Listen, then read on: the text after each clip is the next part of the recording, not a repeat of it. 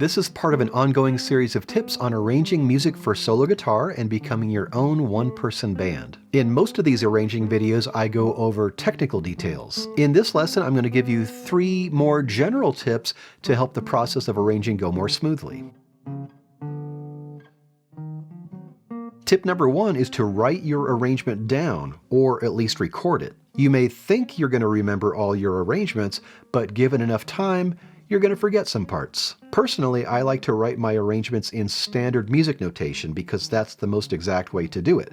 But a lot of guitar players like to write out their music in tab, which also works just fine. At the very least, you should record your arrangement once you've finished it and write down the chord progression and some reminders for yourself. You don't need an expensive setup for this. All you really need to do is record a voice memo on your phone that you can refer to in the future. And if you need manuscript paper, I've got some free manuscript paper you can download from my website.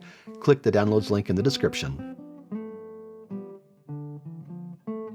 Tip number 2 is to write the easy parts first. You may find that some sections of your arrangements come quite easily, while other parts are more challenging. Write those easy parts first so you don't have to waste brain power trying to remember them. And in the meantime, assuming you're writing your arrangement down, leave some blank measures to fill in later.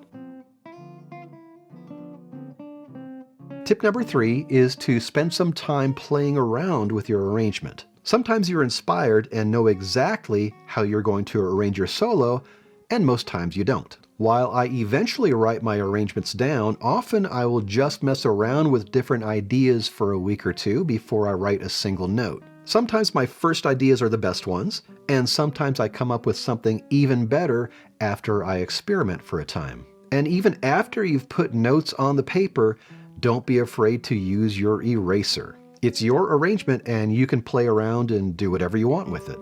Check out this video if you're looking for different ways to treat melodies in your arrangements. And for more guitar lessons, music theory, and solo guitar arrangements, please subscribe.